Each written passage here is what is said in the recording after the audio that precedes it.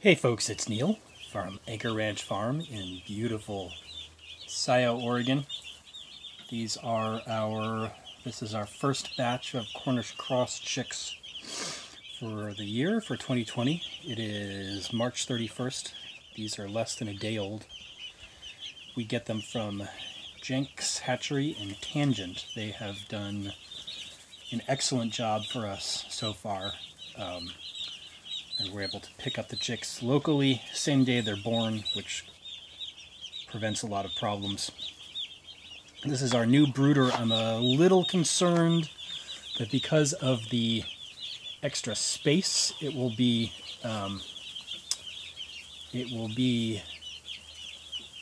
too cold tonight. I'll have to check on them a lot. I've got 4 heat lamps going in here, so if they sleep underneath the heat lamps, they should be fine.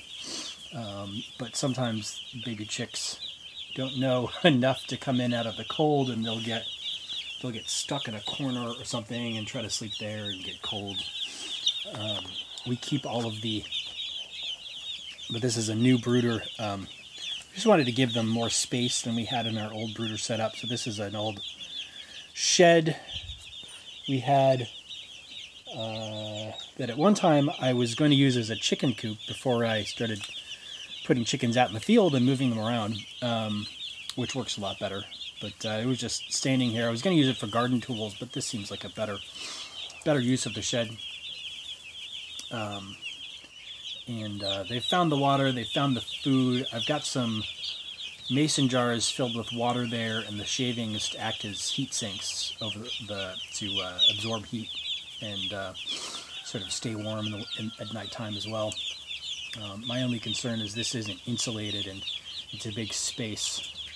But again, I think if they get the direct heat from the heat lamps, and there should be enough for all of them, they'll be fine. Keep all of the corners, I don't know if you can see, keep all of the corners rounded off. Cardboard works fine, just some staples. But that prevents, if you have a sharp corner, like a 90-degree angle, sometimes a baby chick can get kind of squashed, especially if there's a lot of them all kind of trying to get together to stay warm, or just because they're baby chicks and that's what they do. They can get kind of stuck in there, so this way kind of keeps them moving along through the kind of rounded off corners so they don't get stuck.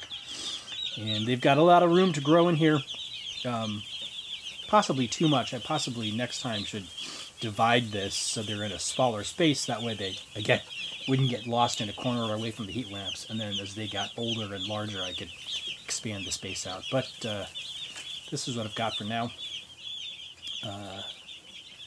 Again, these are Cornish Cross chicks. In this time of year, I'll keep them in here 3 weeks to wait till late April before I put them out in the field. And that is because meat chickens, as far as I have seen, don't roost. They're too heavy, so they sleep on the ground.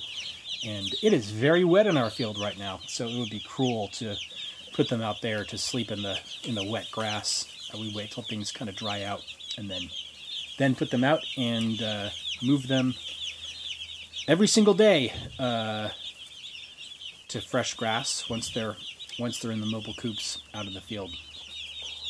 This is, if I counted correctly, this is 155 Cornish Cross chicks. And yeah, there they are, doing well so far. Check back on them. No, that's not.